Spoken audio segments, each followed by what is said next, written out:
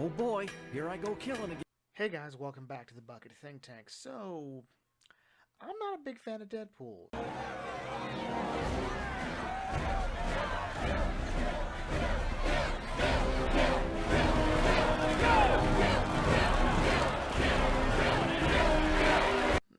Okay, now hear me out. I appreciate Deadpool as a character, I appreciate that he's resonated with a lot of people, but when it comes to superheroes, I've never been a fan of parody characters. And ultimately, that's what the Merc with a Mouth is, and that's totally fine. But I do like more serious superhero stories over ones that have jokes littered throughout them. I'm currently reading a Batman comic that even furthers this idea. I guess I'm just edgy. But anyway, someone asked if I could talk about Deadpool Kills the Marvel Universe, so I thought, why not? Since yeah, it's what the fans want, and we're always looking for fans, so we'll talk about it. So Deadpool Kills the Marvel Universe was written by Cullen Bunn and released in 2013. The story is about Deadpool after being committed to a psych ward by Professor X, which turns out to be run by the villain known as Psycho Man, essentially messes with Deadpool's head, and Deadpool realizes he's in a comic book and he goes around killing everyone. And that's pretty much the story. What makes this comic work is just that it really hadn't happened before. Save for the Joker, and that's not really consistent in itself, few characters know that they're in a comic book. Usually it's played up like once or twice for like, hey, laughs. Every now and then some cosmic character, like say Mephisto, will break the fourth wall and look towards the audience. But this time, Deadpool's flat out acknowledging, hey, we're a comic. Nothing we do matters. We're just moving around like puppets on a string on the whims of some random people. This in itself is similar to the sort of viewpoint of Owlman in Crisis on Two Earths, where upon realizing there are parallel universes, feels that nothing really matters, and the same happened in Doctor Who in the audio The Last Adventure, or the audio box The Last Adventure. What I personally liked about the book was what I think everyone likes about it, watching Deadpool kill people. Deadpool is unique in that not only is he amazingly competent, he has a healing factor, a really amazing healing factor. We see Deadpool legitimately get killed and then just gets right back up and says, alright, now it's my turn. And seeing how he kills these people, for example, how he kills Hulk, what he does with Hulk is he just waits till he turns into Bruce Banner and kills him. That's it. Sometimes it's a bit more simple, like when he killed the Fantastic Four. Sue, explodes his head, healing factor, comes back, and he just stabs her in the chest. That's kind of it. And then we get to other stories like how he deals with the X-Men, and this is actually where it gets even darker. With characters like X-23 who have a healing factor, he just super jacks them up. And then whenever their bodies start to heal, well, they get set on fire.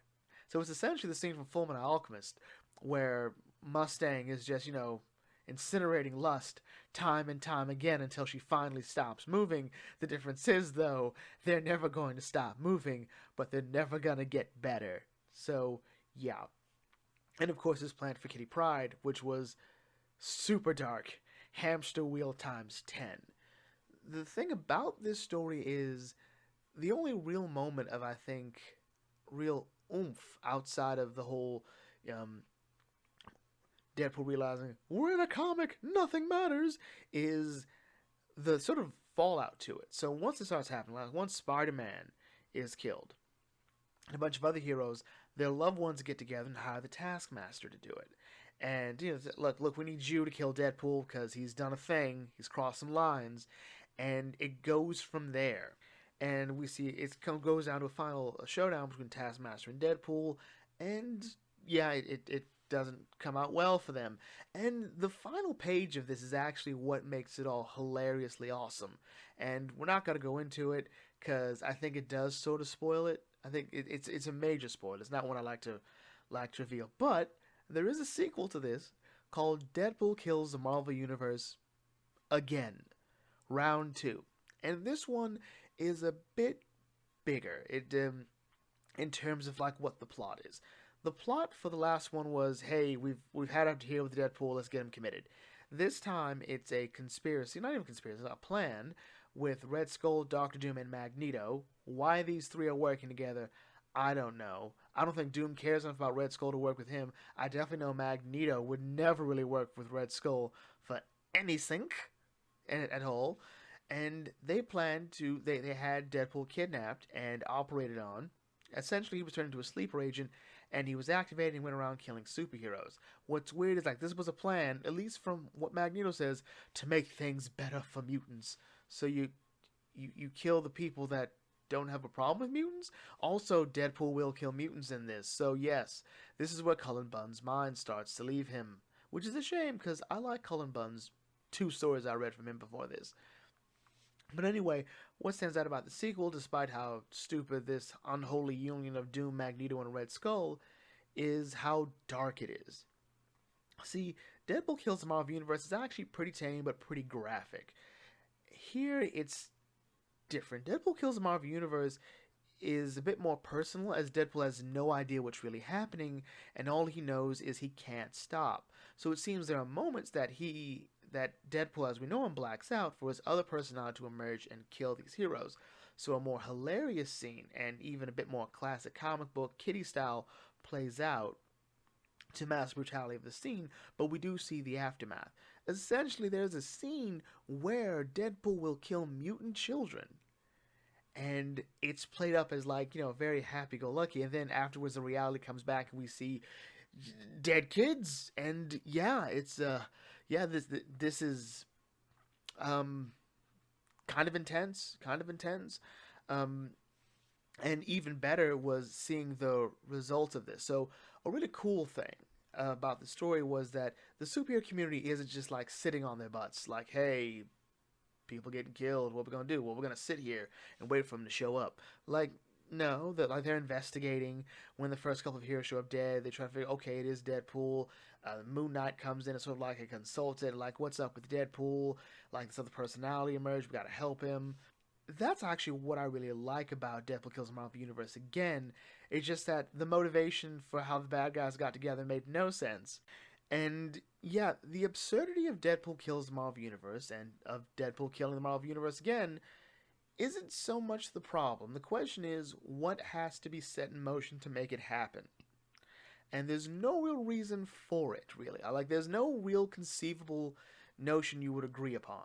You could say that Professor X having Deadpool committed would be along the same lines, technically, as when the Illuminati Avengers sent Hulk into space. Like, we're doing it to help, and it just makes things worse. The difference is, getting Deadpool help was fine.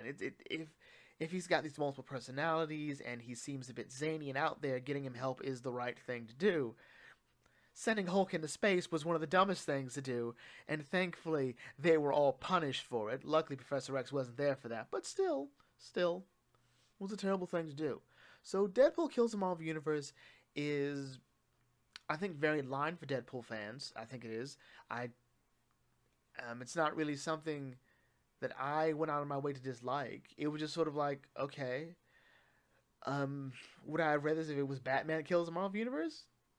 I don't know. I don't trust myself enough to give an objective answer to that. Not gonna lie.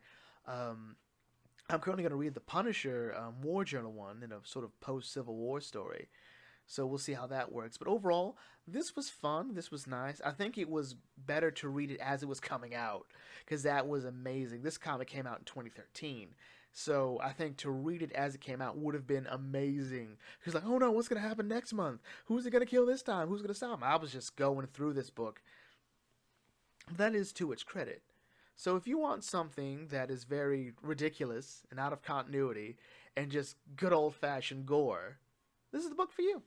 So anyway, with that in mind, let's bring this video to a close. If you're new to the Bug Think Tank, feel free to like, comment, share, subscribe, and I will catch you all later. This is the Bug Think Tank signing off. Thanks for watching, and as always, may your fandom serve you